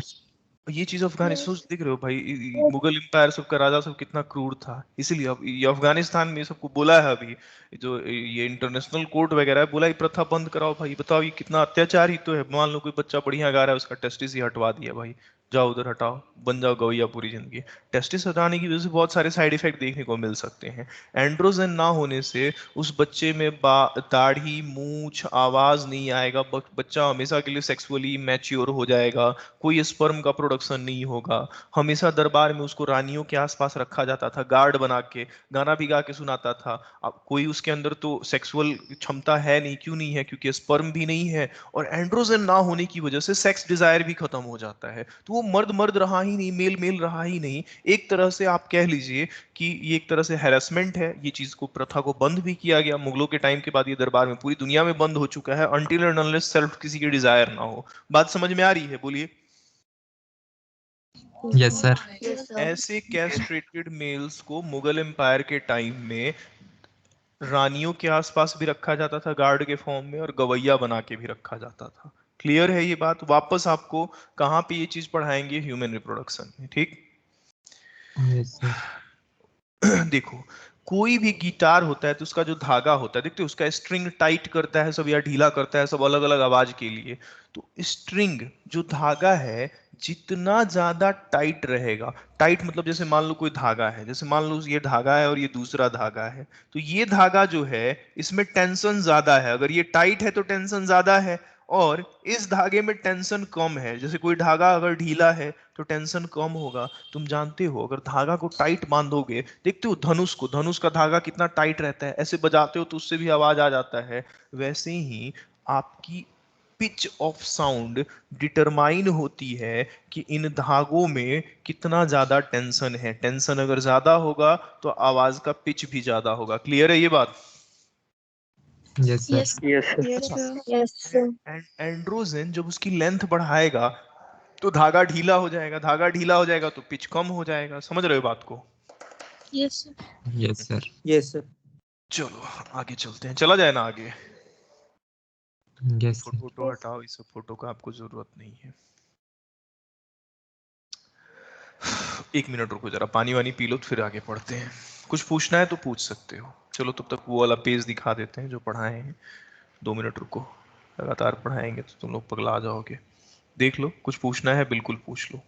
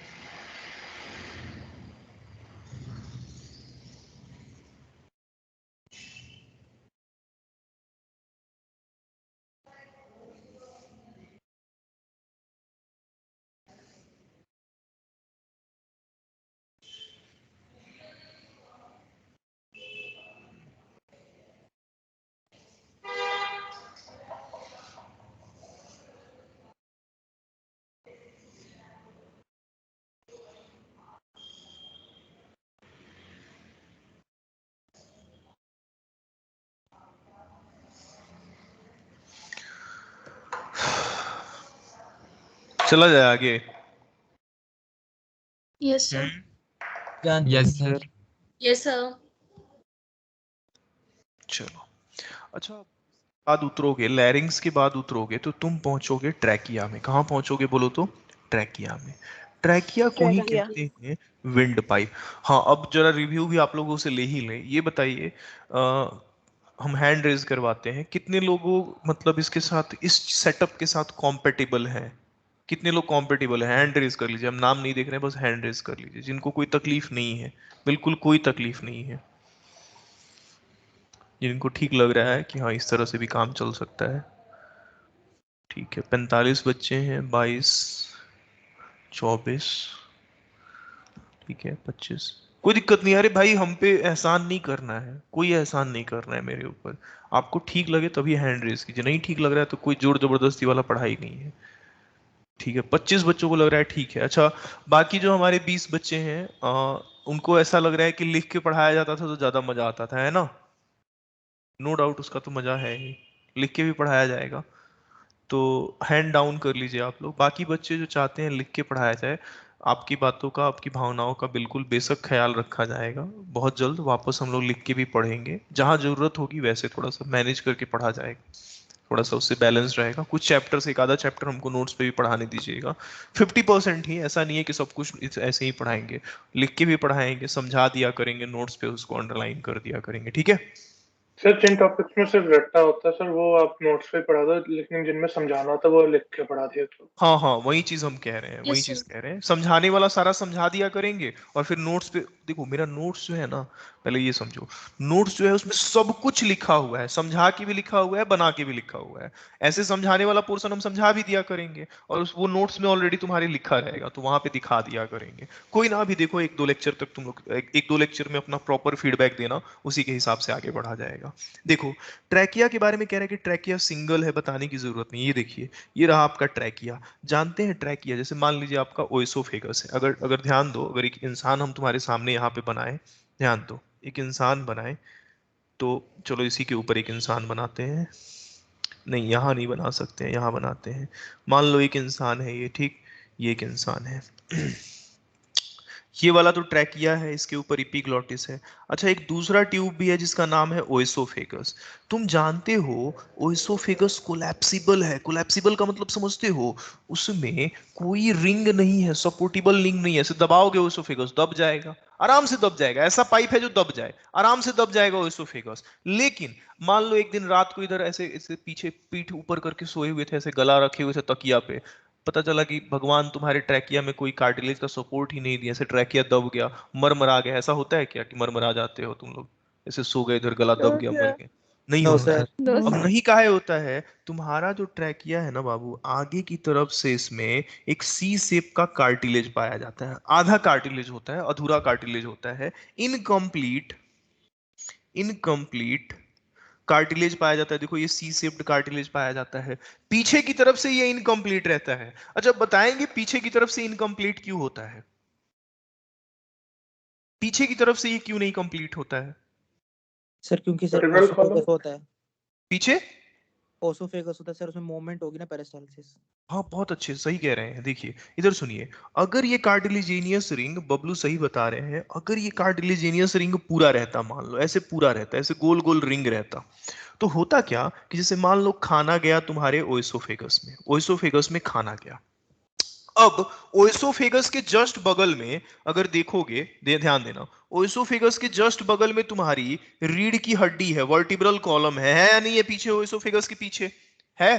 Yes sir, yes sir, yes sir, आगे, उसके आगे एक ऐसा पाइप जो चारों तरफ से रिंग से सपोर्टेड है। अब पता चला कि इस ओएसोफेगस में खाना गया, ठीक है, बहुत बड़ा निवाला खा लिए, एकदम पार्टी में अगर ठूस ठूस के खाए जा रहे हो, एकदम ठूस ठूस के खाए जा रहे हो। ये देखो ओएसोफेगस, इसमें तुमने बड़ा सा खाना भेज दिया, ऐसे बड़ा सा खाना भेज दिया। इसके आगे ट्रैकिया, इसके आगे ट्रैकिया, उसमें ये रिंग्स, इसके पीछे रीढ़ की हड्डी, इसके पीछे रीढ़ की हड्डी। अब बेचारा ओएसोफेगस, इसको फैलने के लिए जगह ही नहीं मिलेगा, फैलने के लिए जगह नहीं मिलेगा। और फैलने दोनों तरफ से दब गया, दब गया तो फैल नहीं पाएगा, पेरिस्टाल्टिक मूवमेंट नहीं हो पाएगा। इसीलिए ट्रैकिया में आगे की तरफ, इसके आगे की तरफ रिंग्स नहीं पाए जाते हैं, एब्सेंट होते हैं, ताकि तुम्हारे थोड़ा बहुत ओएसोफेगस में प्रॉपर मूवमेंट हो सके। क्लियर है ये बात? यस सर, दब ना जाए। Yes sir. ठीक है, इधर आइए। आपका इस कहानी को मिटाइए, यहाँ पे ये कचरा कर रहा है, फिगर है आपके सामने, देखिएगा ध्यान से। कह रहा है ठीक है सर, आप कह ही रहे हो कि ये भाई साहब नॉन कोलैप्सिबल है, वाइड ट्यूब है। नॉन कोलैप्सिबल इसलिए है क्योंकि इनमें इनकम्प्लीट रिंग ऑफ कार्टिलेज पाए जाते हैं। जब आप चले जाइएगा अपने टाइप्स ऑफ कार्टिलेज टॉपिक में, तो मैंने पढ़ा रखा है, इसमें हायालीन कार्टिलेज पाया जाता है। बोला है, नोट्स में देख लीजिएगा, हायालीन कार्टिलेज यस लिखा। सर। ठीक।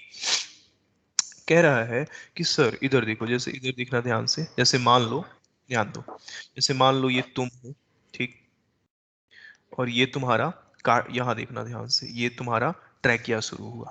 कह रहा है सर ट्रैकिया कहाँ से शुरू होता है? तो देखो ये ट्रैकिया आगे है। अध्यक्ष आपका माइक ऑन है, ऑफ कर लीजिए। ये ट्रैकिया आगे है। जस्ट ट्रैकिया के पीछे जाओगे ना, तो तुम्हारे गर्दन में, जैसे मान लो ये तुम्हारा नेक रीजन है, ये नेक रीजन है। अच्छा, गर्दन से नीचे उतरोगे तो ये थॉरेक्स कहलाता है। मान लो ये थॉरेक्स रीजन है, इसको थॉरेक्स रीजन कह रहे हैं।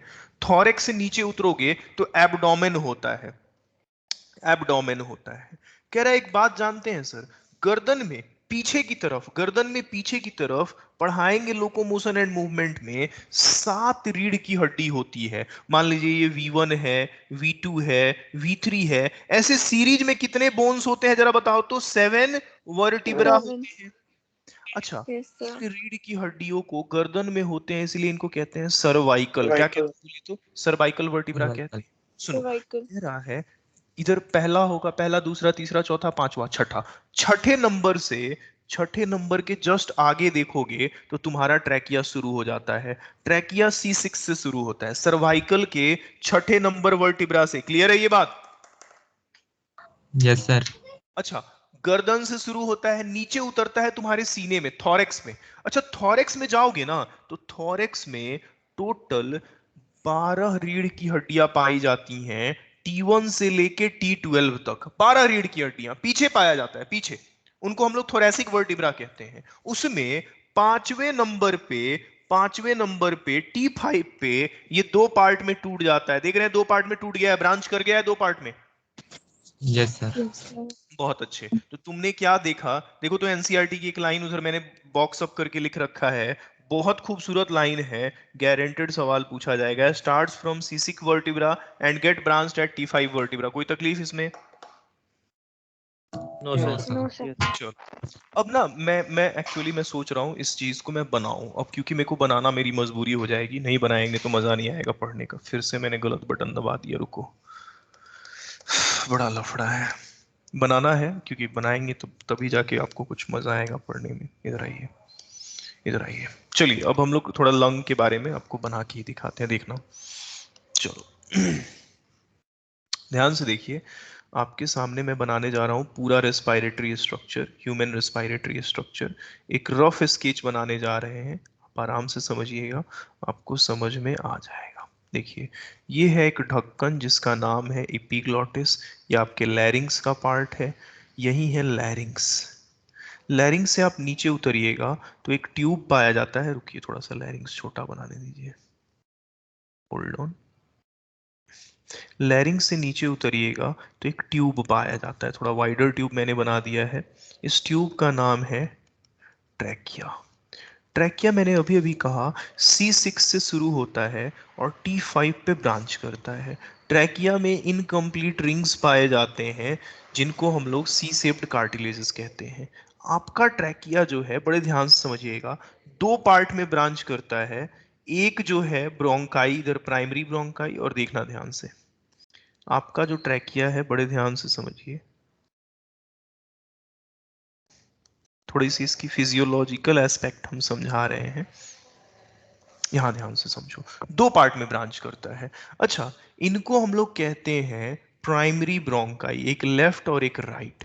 इन प्राइमरी ब्रोंकाइज में भी इस तरह से सी शेप्ड कार्टिलेजेस पाए जाते हैं। अच्छा, थोड़ा सा प्राइमरी ब्रोंकाई का ट्विस्ट है। ट्विस्ट ये है कि आप देखोगे कि ये वाला जो प्राइमरी ब्रोंकाई है ये राइट है, और ये वाला कौन सा है बोलो तो? लेफ्ट प्राइमरी ब्रोंकाई है या नहीं है बोलो? Yes sir. अच्छा, इसी से, Yes. इसी दोनों प्राइमरी ब्रोंकाई से लगे होते हैं, ध्यान दीजिएगा, आपके लंग Lungs. लगे। ठीक, चिंता नहीं कीजिए, अब लंग भी हम बनाने जा रहे हैं आपके साथ, बिल्कुल चिंता नहीं कीजिए। आपके सामने लंग भी बनाया जाएगा। ये प्राइमरी ब्रोंकाई थोड़ा मिटाने दीजिए ताकि स्पेस क्रिएट हो।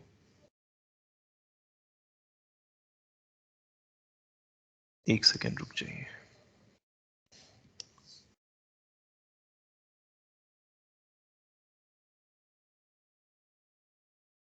एकदम रफ स्केच बना रहे हैं, बढ़िया वाला फोटो नोट्स में बना हुआ है, यहाँ सिर्फ समझाने के लिए बना रहे हैं। कह रहे हैं सर आप देखो ये 2 लंग हो गए, इधर वाला राइट, इधर वाला लेफ्ट। अब बातों को समझो, एनाटॉमी समझा रहे हैं तुमको। कह रहा है देखो, राइट लंग पे जरा, सॉरी राइट ब्रोंकाई पे, राइट प्राइमरी ब्रोंकाई पे, ये जो तुम्हारा प्राइमरी ब्रोंकाई है, ये प्राइमरी ब्रोंकाई जो दोनों है, जरा ध्यान से देखो तो राइट प्राइमरी ब्रोंकाई ज्यादा चौड़ा नजर आ रहा है, वाइडर नजर आ रहा है, और यस लेफ्ट सर। थोड़ा। Yes, sir. Yes sir. Yes sir. अच्छा, राइट प्राइमरी ब्रोंकाई थोड़ा नीचे की तरफ झुका हुआ है, जबकि लेफ्ट थोड़ा ऊपर की तरफ झुका हुआ है, देख रहे हो? Elevation yes sir. किस में ज्यादा है? Yes, sir. एलिवेशन Yes, किस में sir. ज्यादा है? Right, ma'am. अच्छा, राइट। एक काम करो, ऊपर से यहां से एक कंकड़ डालो इस पाइप में, एक कंकड़ डालो। अच्छा ये बताओ, वो कंकड़ जल्दी किधर चला जाएगा? जल्दी किधर चला जाएगा? Right. Right. Right. Right, Right, monkey. चौड़ा भी ज्यादा है, एलिवेटेड भी ज्यादा है। जैसे ही हवा इनहेल करते हो ना, वो हवा जिधर ढलान ज्यादा है, जिधर रास्ता ज्यादा बड़ा है, उधर जल्दी फिसलता है। बड़े तेजी से इनहेल्ड एयर आपके राइट लंग में चला जाता है, जस्ट बिकॉज राइट लंग में इनहेल्ड एयर की टेंडेंसी होती है पास करने की, क्योंकि राइट प्राइमरी ब्रोंकाई वाइडर होता है, लेंथ में भी छोटा होता है, और ज्यादा टिल्टेड भी रहता है। इस वजह से हवा जल्दी उसमें पहुंचता है। अब इसका एक ड्रॉबैक है, ड्रॉबैक ये है कि एएमयू ने एक क्वेश्चन पूछा, यहाँ पे फास्ट जाएगा, यहाँ पे थोड़ा स्लो जाएगा। कह रहे एएमयू ने क्वेश्चन पूछा कि बताओ किस लंग में इन्फेक्शन होने का खतरा ज्यादा रहता है जहां हवा जल्दी चला जाए। इनहेल्ड एयर राइट लंग में जल्दी जाता है तो राइट लंग में इन्फेक्शन बहुत कॉमन है। आ रही है बात समझ में? Yes, sir. Yes sir. इस एनाटॉमिकल सेटअप की वजह से आपके राइट लंग में इन्फेक्शन जल्दी लगता है। समझ में आ गया सबको? बोलिए। Yes, sir. ठीक। अच्छा, सुनिए, ये जो छेद आप देख रहे हैं, जैसे एक वर्चुअल छेद आपको दिखा रहे हैं, ये जो आपके लंग में ये छेद है, ये जो वर्चुअल छेद है, जहां से आपका ब्रोंकाई लंग के अंदर घुसेगा और फर्दर ब्रांचिंग करेगा, इस वर्चुअल छेद को हम लोग कहते हैं हाइलम। हाइलम एक ओपनिंग है, कई बार इसको हाइलस भी लिखते हैं, जहां से तुम्हारा प्राइमरी ब्रोंकाई कहाँ घुसता है? लंग में घुसता है। देख रहे हो? Yes, sir. ठीक है। अच्छा, ये जो दोनों लंग के बीच का पोटेंशियल स्पेस है, खाली जगह है, इसको कहते हैं मेडियस टाइनम। क्लियर है ये बात? मेडियस टाइनम दोनों लंग के बीच का खाली जगह। बोलो। Yes, sir. Yes, sir. अच्छा, आपके लंग, ये दोनों लंग आपका सीने में है, थॉरेक्स में है, नीचे पेट है, लेकिन आपके सीने को और एब्डोमेन को बीच में एक डायफ्राम, एक मसल बांट के रखता है। जानते हैं उस मसल का नाम क्या है? इस मसल का नाम है डाया। Freedom. नीचे क्या होगा? नीचे क्या होगा? एब्डोम। Abdomen. बहुत अच्छे, समझा रहे हैं। ऊपर क्या है? ये किस कैविटी में है? थॉरेक्स में। Thorax. ठीक, सबको समझ में आ रहा है? बिल्कुल आराम से समझ में आ रहा है? Yes, Yes. sir. इधर Yes, देखो, sir. कह रहा है सर थोड़ा आइए, थोड़ा ये सब छोड़िए सर, ये बताइए कि सर थोड़ा देखिए ना, लेफ्ट लंग में ये एक जगह पे थोड़ा सा ज्यादा धंसा हुआ है एक्चुअली। चलो अब इस थॉरेक्स में देखो क्या क्या है तुम्हारा। एक तो लंग हो गया। अच्छा, लेफ्ट की तरफ देखोगे ना, इधर लेफ्ट साइड में हाथ रख के देखोगे तो तुमको फील होगा यहाँ दिल की धड़कन सुनाई दे रही है। एक्चुअली इस लेफ्ट साइड में, इसी मेडियस्टाइनम में तुम्हारा दिल भी बैठा हुआ है। अच्छा, यहीं पे तुम्हारा दिल भी बैठा हुआ है, तो दिल ना थोड़ा सा लेफ्ट की तरफ टिल्टेड है। जब दिल बढ़ाएंगे तो बताएंगे भी, थोड़ा लेफ्ट की तरफ झुका हुआ है। अब अगर लेफ्ट की तरफ झुका हुआ है तो थोड़ा सा इसको दबा भी देता है आपके लेफ्ट लंग को, और दबा देता है तो लेफ्ट लंग में ये जो डिप्रेशन नजर आ रहा है आपको, ये आपके इसी दिल की वजह से हुआ है। इसको कहते हैं कार्डियक नॉच। ठीक है, बोलो। Yes, sir. अच्छा, आगे आते हैं। कह रहा है सर ये जो राइट लंग है, इधर देखिए, ये रहा राइट लंग, ये रहा लेफ्ट लंग। कह रहा है दोनों लंग में राइट लंग थोड़ा बड़ा होता है। क्यों बड़ा होता है समझाते हैं। एक्चुअली राइट लंग में ध्यान दीजिएगा, कुछ पार्टीशंस पाए जाते हैं। एक पार्टीशन ऐसे पाया जाता है और एक पार्टीशन ऐसे पाया जाता है। इसकी वजह से आपके राइट लोब में 3 चैम्बर बनते हैं। एक कहलाता है सुपीरियर लोब। दो पार्टीशन है तो 3 चैम्बर बनेंगे। ये वाला जो पार्टीशन है इसको मिडिल कहते हैं, मिडिल लोब कहते हैं, और इसको कहते हैं इन्फीरियर लोब। Inferior lobe. जबकि आपके लेफ्ट लंग में सिर्फ एक गड्ढा होता है, इसकी वजह से सिर्फ 2 लोब बनते हैं, सुपीरियर, और एक बनता है इन्फीरियर लोब। Inferior. कह रहा है ये जो व्हाइट वाला गड्ढा सब है, इसका क्या नाम है? तो देखिए, इस व्हाइट वाले गड्ढे का नाम है, ध्यान दीजिएगा, होरिजोंटल। Horizontal fissure. फिसर का मतलब ही होता है छिछलेदार गड्ढा, ध्यान रखिएगा। और इसका मतलब होता है, ध्यान दीजिएगा, ये वाला जो है, इसको हम लोग कहते हैं ऑब्लिकली गया हुआ है, ऑब्लिक फिसर। आपके लेफ्ट लंग में ध्यान रखिएगा एक ही फिसर है और वो ऑब्लिक फिसर है। देखो, जहां पे लोब ज्यादा है उसमें ब्रांचिंग भी ज्यादा होगी, तो राइट लोब में ज्यादा ब्रांचिंग देखने को मिलता है, सॉरी राइट लंग में ज्यादा ब्रांचिंग देखने को मिलता है, क्योंकि नंबर ऑफ लोब्स ज्यादा है। देखिए आगे आते हैं। कह रहा है आपका लंग जो है वो एक डबल मेम्ब्रेन स्ट्रक्चर से पैक रहता है। ये है आपका लंग, और इसको 2 मेम्ब्रेन चारों तरफ से कवर किए हुए रहता है। इसको कहते हैं प्लूरा मेम्ब्रेन। कहिएगा अच्छा सर प्लूरा मेम्ब्रेन 2 है सर? आप खुद देखो सर, ये एक बाहर वाला प्लूरा मेम्ब्रेन है और आप खुद कह रहे हो ये अंदर वाला प्लूरा मेम्ब्रेन है। चलिए बाहर वाले का नाम पहले बताते हैं। ये जो आउटर वाला है इसको कहते हैं पेराइटल प्लूरा।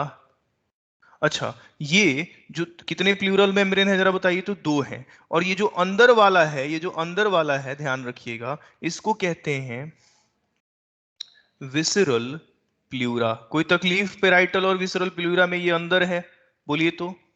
No, sir. अच्छा, ये जो प्लूरल मेम्ब्रेन्स हैं, ध्यान रखिएगा, ये जो प्लूरल मेम्ब्रेन है दोनों पेराइटल और विसरल प्लूरा अपने बीच में अपने इस खाली जगह में, जिसको आप लोग प्लूरल कैविटी कह सकते हो, ये देखो ये प्लूरल कैविटी, इस प्लूरल कैविटी में एक लिक्विड सिक्रीट करते हैं, ये दोनों मेम्ब्रेन यही दोनों सिक्रीट करते हैं, एक फ्लूइड सिक्रीट करते हैं, and that fluid is called as, आपके हिसाब से उस फ्लूइड का नाम प्लूरल फ्लूइड होना चाहिए, बोलिए। Yes, sir. This pleural cavity remains filled with pleural fluid. इसी का एक और नाम है, इसको सेरस फ्लूइड कहते हैं। कह रहे काम क्या है सर, काम बताओ। देखो पहला काम ये है कि मान लो ऐसे लंग पे हिट कर रहे हो, जैसे सपोज कर लो ये मेरी घड़ी है, मैंने क्या किया, घड़ी को मंगवा रहे थे हम, मान लीजिए उधर कहीं से मंगा रहे थे, तो घड़ी वाले कंपनी ने क्या किया, इस घड़ी के चारों तरफ एक पानी का पाउच यहाँ लगाया, एक पानी का पाउच यहाँ लगाया। अब जब भी घड़ी के ऊपर दबाव पड़ता था तो क्या घड़ी मेरी डैमेज होती थी?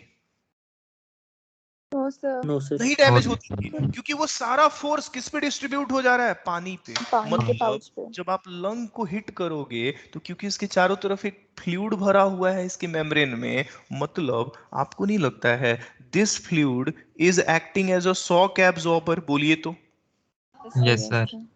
दूसरा भी इसका काम है, देखो जब लंग में हवा भरते हो तो मान लो इधर से लंग में हवा जा रहा है, इधर देखो, इधर से लंग में हवा जा रहा है ऐसे ऐसे, इधर भी हवा जा रहा है, तो हवा अंदर वाले मेम्ब्रेन को दबाएगा, अंदर वाला मेम्ब्रेन है विसरल, अब विसरल को दबाएगा और विसरल जाके बाहर वाले मेम्ब्रेन से टकराने जाएगा, और टकराने जाएगा तो दोनों में रबिंग होगा।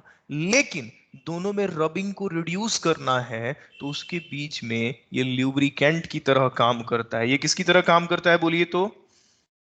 Lubricant.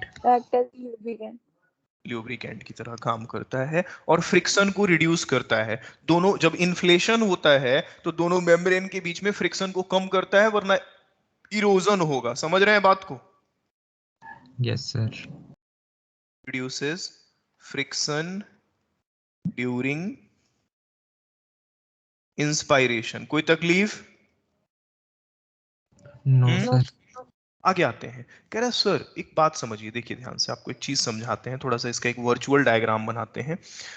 होता क्या है ना कि इधर देखिए, ये आपका सीना है, देखिए ये जो बाहर वाला प्लूरल मेम्ब्रेन है ना, जैसे पेराइटल प्लूरा है, जो पेराइटल प्लूरा है, अगर मैं इसके बारे में थोड़ा सा आपको बताने की कोशिश करूं, एक मिनट रुक जाइए, एक मिनट रुको।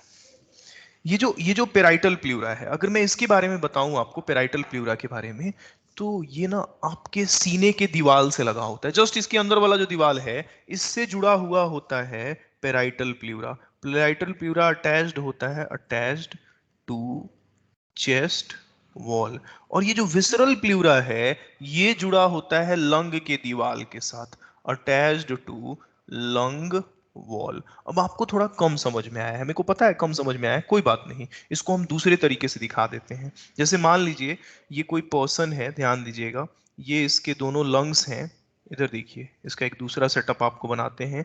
ये वाला अंदर वाला विसरल प्लूरा है और ये वाला बाहर वाला पेराइटल प्लूरा है, ये बाहर वाला पेराइटल प्लूरा है। देखिए इस पेराइटल प्लूरा के बाहर अगर देखोगे तो यहाँ पे अगर बोन्स वगैरह हम सेट करें तो इन्हीं के ऊपर एक बोन होता है बीचों बीच, जिसको आप कहते हो sternum. This is sternum, sternum. और स्टर्नम के अगर पास देखोगे तो इस तरह से तुम्हारे रिब्स लगे होते हैं, ठीक, इसमें चारों तरफ से ऐसे क्या लगे होते हैं, Ribs. रिब्स लगे होते हैं, ठीक, देखना ध्यान से। अच्छा रिब्स जहां लगे हुए हैं ऐसे, ये रिब्स हैं, ये है तुम्हारा, ध्यान दीजिएगा, ये है आपका chest wall. Just chest wall से लगा हुआ होता है, कौन लगा हुआ होता है, पेराइटल, Right. और अंदर वाला विसरल प्लूरा किसके कांटेक्ट में होगा, बोलो तो? लंग के कांटेक्ट में। समझ में आया इसका सेटअप कैसे है, बोलो? Yes, sir. अब सुनो, इतना सब कुछ बताने के बाद आप करोगे कंफ्यूज। तो इसका बड़ा सिंपल सा तरीका है, हम आपको इसका जो हैंड रिटन वर्जन है वो दिखाते हैं विथ सारा चिट्ठा, जिसमें सारी चीज उसमें लिखी गई है बहुत बारीकी से। अब क्योंकि बना के समझाए हैं तो आप चीजों को बहुत अच्छे से समझ पाए होंगे, जो आप डिमांड कर भी रहे थे कि सर जो चीज समझाने वाला है ऐसे, इसको अगर बिना बनाए हवा में बताते तो प्रोबेबली आपको दिक्कत होता। लेकिन अब आप समझ चुके हो। अब इसका जरा साफ सुथरा फिगर आप लोग देख लो, और कोई तकलीफ लगे, उसमें हो सकता है कुछ चीजें कम लिखी गई हो तो वो आगे सब्सिक्वेंट फेज में लिखा होगा। तो एक बात देख लीजिएगा, लंग को ही हम लोग पल्मोना कहते हैं, जहां भी मोना डार्लिंग दिखाई दे दे, अच्छा ये किसी का नाम ना हो बस, जहां भी ये पल्मोना दिखाई दे दे आप ध्यान रखिएगा कि इसको लंग कहते हैं हम लोग, ठीक है। ये रेस्पिरेटरी ऑर्गन है। बाकी आपके सामने ये फिगर है, have a look over it. कुछ पूछना चाहते हैं तो बेशक पूछिए। वहां की सारी चीजें यहां नहीं दिखाई गई होंगी, लेकिन मैक्सिमम चीजों को यहां दिखाया गया होगा, और आगे धीरे धीरे करके उन चीजों को लिखा गया होगा। दोनों सेम फिगर है।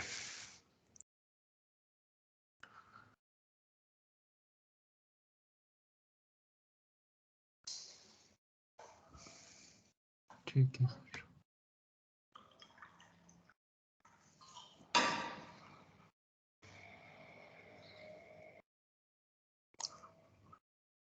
बसरत बासिर, बसरत है मीटिंग में। बसरत, यस सर। समझ में आ रहा है पढ़ाई?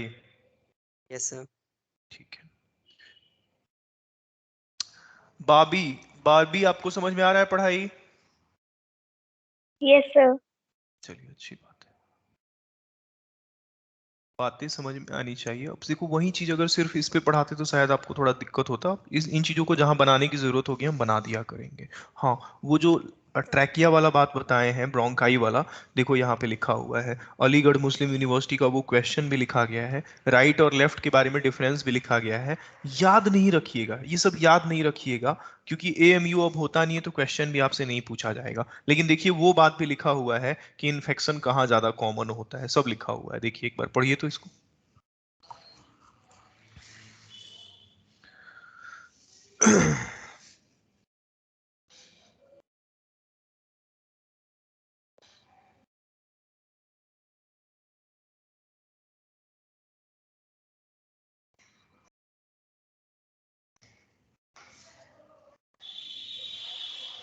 है लिखा हुआ। Yes sir. Yes. अच्छा, अब थोड़ी देर में ना आपको एक चीज पढ़ाएंगे। वो चीज क्या पढ़ाएंगे पहले वो देखिए। जैसे आप लोग यहाँ पे स्क्रीन पे देखिए, ये है आपका ट्रैकिया, ठीक। ट्रैकिया पहली बार टूटता है तो उसको क्या कहते हो? ब्रोंकाई, प्राइमरी ब्रोंकाई कहते हो। Yes sir. Prime. Yes sir. Yes, sir. अच्छा, अब इसके बाद प्राइमरी ब्रोंकाई के बाद तो चीजें लंग्स के अंदर है ना, लंग के अंदर, यस सर। Yes, जानते sir. हो। अभी थोड़ी देर में इसका यस सर। फिगर भी दिखाएंगे। दूसरी बार टूटता है तो सेकेंडरी, सेकेंडरी के बाद Yes, टूटता sir. है तो टर्सियरी, Tertiary. टर्सियरी के बाद इसमें शुरू होता है ब्रोंकियोल। क्या शुरू होता है बोलिए तो? Bronchioles. Bronchioles. ब्रोंकी। ब्रोंकियोल्स। ठीक, कह रहा है शुरू में जो ब्रोंकियोल होंगे उनको इनिशियल ब्रोंकियोल कहते हैं। क्या कहते हैं?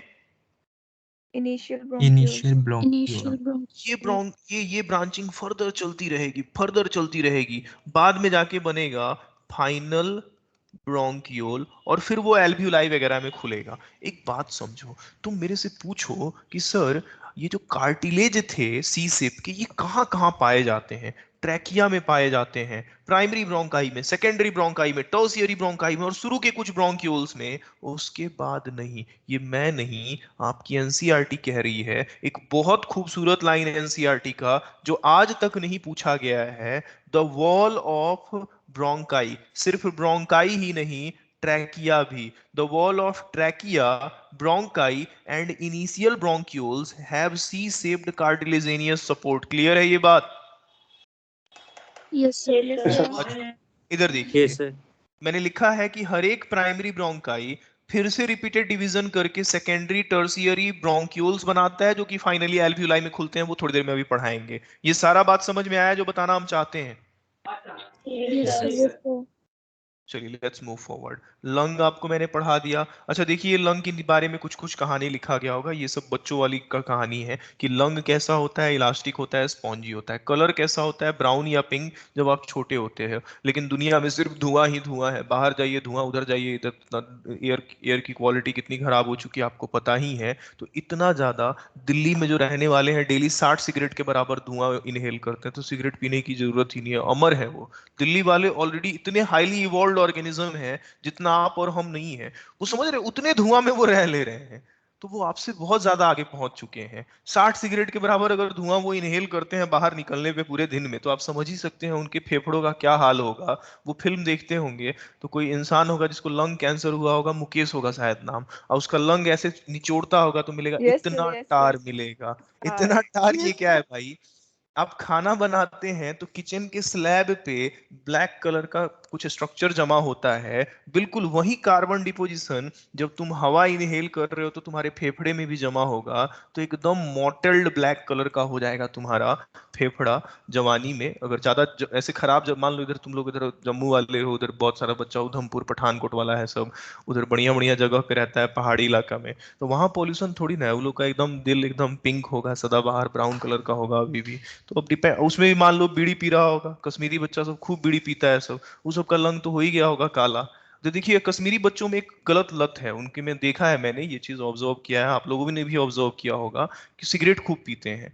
आता है सब बच्चा सब वैली वाला सब, अभी उसमें कहते हैं, एक्सक्यूज क्या देते हैं कि सर हमारे यहाँ ठंडा बहुत पड़ता है तो गर्मी लगाने के लिए बीड़ी पीते हैं। हालांकि कश्मीरी बच्चे पढ़ाई बहुत अच्छा करते हैं, लेकिन उनके अंदर जैसे होता है पंजाबी लोग, पंजाबी बच्चा सब में क्या है, ड्रग्स का लत है, वैसे ही कश्मीरी बच्चा सब में हम देखे हैं कि सिगरेट का लत है।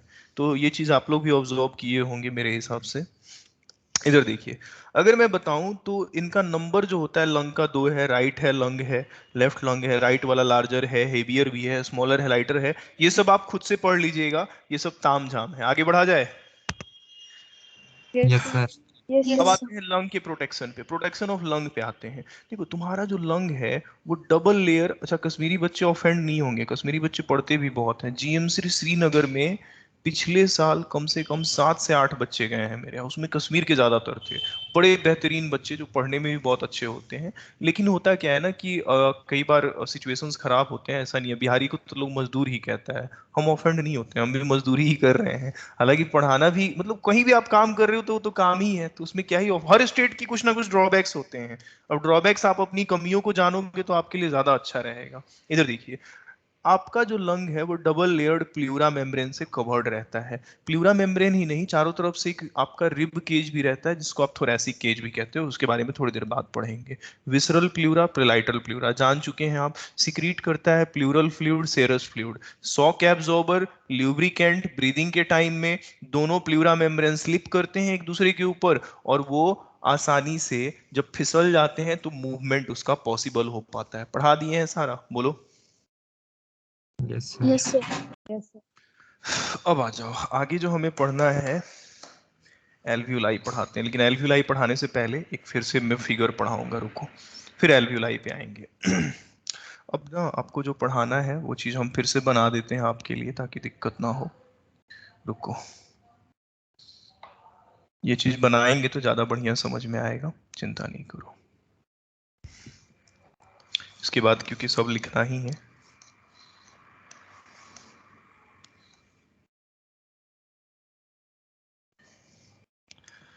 देखिए, आपको जो पढ़ाने वाले हैं वो पढ़ाने वाले हैं ट्रैकियो ब्रोंकियल ट्री। कह रहा है सर आप इसी के बारे में शायद अभी चर्चा कर रहे थे, जैसे मान लो ये तुम्हारा ट्रैकिया है, अभी अभी बता रहे थे, ये है ट्रैकिया। बस देखते चलो, 2 मिनट का काम है। पहली बार जब टूटता है ट्रैकिया तो this is called as primary bronchi. अच्छा, यहां तक की कहानी जो होती है लंग के बाहर होती है, आउट ऑफ लंग होती है। इसके बाद की कहानी लंग के अंदर होगी, इसलिए मैं कलर बदल देता हूं। जब ये दूसरी बार ब्रांच करता है तो ये बनाता है सेकेंडरी ब्रोंकाई। जब ये तीसरी बार ब्रांच करता है तो बनाता है टर्सियरी ब्रोंकाई, है ना, बोलो।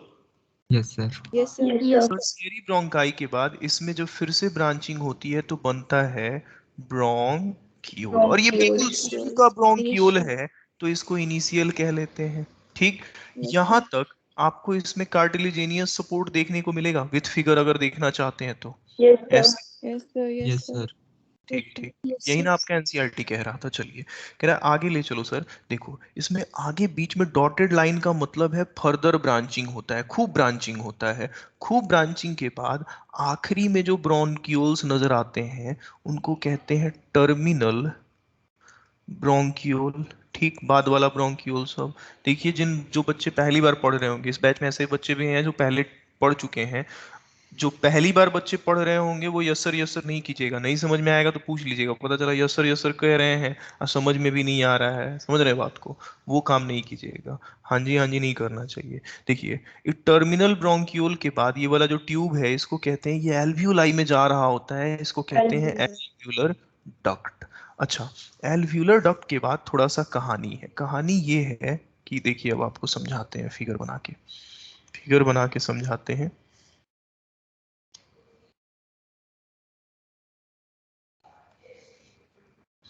हालांकि बहुत बेकार ही फिगर हम बनाए हैं, हमको पता है, बट कोई बात नहीं। देखो, एल्व्यूलर डक्ट, ये एल्व्यूलर डक्ट हो गया, ये रहा एल्व्यूलर डक्ट, तुम देख ही रहे हो ये एल्व्यूलर डक्ट है। इसके बाद ये जो वाइट वाला खाली जगह है, ये जो खाली जगह है, इस जगह को कहते हैं एट्रिया। एट्रिया के बाद नीचे उतरोगे तो ये जो खाली जगह है, इस खाली जगह को कहते हैं एल्व्यूलर सैक। और थोड़ा जूम करो, तुम्हें यहाँ पे छोटे छोटे पॉकेट्स नजर आएंगे। You will find some pockets here, and this pockets are called as alveoli. क्या कहते हैं इनको, बोलो तो? आते हैं अपनी कहानी पे। सर इसका नाम पेड़ क्यों पड़ा? अच्छा देखो, इस फिगर को ऐसे बनाया गया है, एक काम करो, इसी फिगर को एक पेड़ की तरह देखो। एक पेड़ होता है, उसका ट्रंक होता है, ब्रांचिंग ऐसे, फिर ब्रांचिंग, फिर ब्रांचिंग, फिर ब्रांचिंग, और फाइनली देखते हो ऐसे पेड़ होता है ऐसे पेड़। अब देखो तो, यस सर। इसी फिगर को अगर ऐसे सीधा करके देखोगे तो ऐसे लगेगा कि ऊपर जाके पेड़ की तरह ये फैला हुआ है, हाँ? Yes sir. इसीलिए क्या नाम पड़ा इसका? Bronchial tree. Tracheobronchial tree. तो why the name so called tracheobronchial tree? I, मेरे को लग रहा है कि आप समझ चुके होंगे बहुत आराम से। ठीक है, इधर आइए। यस। दरअसल इसमें प्लॉट का ट्विस्ट ये है कि इसके बाद, प्राइमरी ब्रोंकाई के बाद, सारा जो कहानी है सेकेंडरी ऑनवर्ड्स कहाँ की कहानी है बोलिए तो? लंग की कहानी है। यस हम्म, सर। अभी और भी ट्विस्ट है। क्या है सर? बात जानिए, ट्रैकिया छोड़िए सर, नाक से लेके इस टर्मिनल ब्रोंक्यूल तक कोई एक्सचेंज नहीं होता है, सिर्फ हवा जाता है, ये कंडक्टिंग पार्ट है सर। इसके बाद ये जो एल्व्यूलर डक्ट है, यहीं से थोड़ा थोड़ा एक्सचेंज शुरू हो जाता है। एल्व्यूलाई में तो खूब एक्सचेंज होता है। इस हिस्से को कहते हैं एक्सचेंज या फिर रेस्पायरेटरी पार्ट, जहां पे एक्चुअल में गैसियस एक्सचेंज होता है। कोई तकलीफ इसमें? बताइए। No sir. चलिए, इस फोटो को हम देख लिए आप लोग, नोट्स में भी दिखा देते हैं। यस। आपसे क्वेश्चन कुछ भी पूछा जाए, ट्रैकिया, ब्रोंकाई, ये सब ऐसा कंडक्टिंग पार्ट है जो लंग के बाहर है। सेकेंडरी ब्रोंकाई ऑनवर्ड्स लंग के अंदर, एल्वियोलर डक्ट से कहानी में एक्सचेंज शुरू हो जाता है, और वो चीज आपको पता चल चुका है। अब ये फोटो भी आपके नोट्स में ऑलरेडी बना हुआ है। मैंने बनाना इसलिए पसंद किया ताकि आपको ऐसा ना लगे कि बस पैसा बर्बाद। इधर देखो, पैसा बर्बाद नहीं हुआ है भाई, इधर देखो, नोट्स है, टाइम का थोड़ा सा बचत हो गया। देख लो ये फोटो ट्रैकियोब्रोंकियल ट्री का, सेम चीज है। Yes sir. तो अब आते हैं आगे। अब जो हमें पढ़ना है, देखो, अब जो है हमें थोड़ा एल्व्यूलाई के बारे में पढ़ना है, क्योंकि एल्व्यूलाई की खासियत ये है कि बहुत पतला होता है। अभी अभी बोल रहे थे, तभी गैसेस एक्सचेंज हो पाएगा। उसमें सिंपल स्क्वैमस एपिथेलियम होता है, तुम जानते हो। खूब ब्लड का सप्लाई होता है, तभी तो गैस ले पाएगा ना, एक्सचेंज कर पाएगा, ऑक्सीजन लेगा, CO2 देगा। अच्छा, और इसकी बहुत क्लोज कांटेक्ट होती है ब्लड वेसल के साथ, तभी गैसियस एक्सचेंज हो पाता है एल्व्यूलर लेवल पे। समझ रहे हो बात को? Yes sir. अच्छा, आज इतना ही रहने दो। एल्व्यूलाई ऑनवर्ड्स नेक्स्ट लेक्चर में पढ़ाएंगे, ठीक है? एल्व्यूलाई ऑनवर्ड्स थोड़ा नेक्स्ट लेक्चर में पढ़ाएंगे। अच्छा, इसका क्लीन पीडीएफ हम अपलोड कर देंगे, मतलब एनोटेटेड पीडीएफ नहीं अपलोड करेंगे, एकदम साफ सुथरा पीडीएफ जिसमें ये सब लिखा, मतलब सिर्फ लिखा हुआ रहेगा कहानी। तो कोई दिक्कत, क्योंकि एक्स्ट्रा कुछ तो लिख नहीं रहे हैं हम। बोलो। यस ठीक है, नहीं तो बोलोगे तो एनोटेटेड भी अपलोड कर देंगे, लेकिन एनोटेटेड में थोड़ा पढ़ने में दिक्कत होता है। Yes sir. कोई ना, हम क्लीन पीडीएफ अपलोड कर देंगे। चलो फिर मिलते हैं अगली क्लास में, आज के लिए इतना ही। Thank you all, have a good day. Thank you sir respiratory bronchioles है वो टर्मिनल ब्रोंकियोल्स के बाद आएंगे या पहले? क्या? रेस्पिरेटरी ब्रोंकियोल्स, कौन सा ब्रोंकियोल? सर एक बुक देखी थी मैंने, उसमें लिखा था रेस्पिरेटरी ब्रोंकियोल्स होते हैं टर्मिनल ब्रोंकियोल्स के रेस्पिरेटरी बाद। ब्रोंक्यूल्स जहां पे रेस्पिरेशन हो रहा हो, हालांकि रेस्पिरेटरी ब्रोंक्यूल जैसा कोई टर्म होता नहीं है।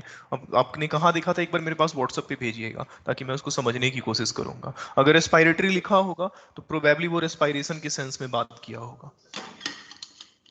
तो फिर आपने मतलब बताया ना रेस्पिरेटरी पार्ट मतलब टर्मिनल ब्रोंकियोल्स के बाद ही स्टार्ट होता है, मतलब ब्रोंकियोल्स उसमें नहीं आते हैं।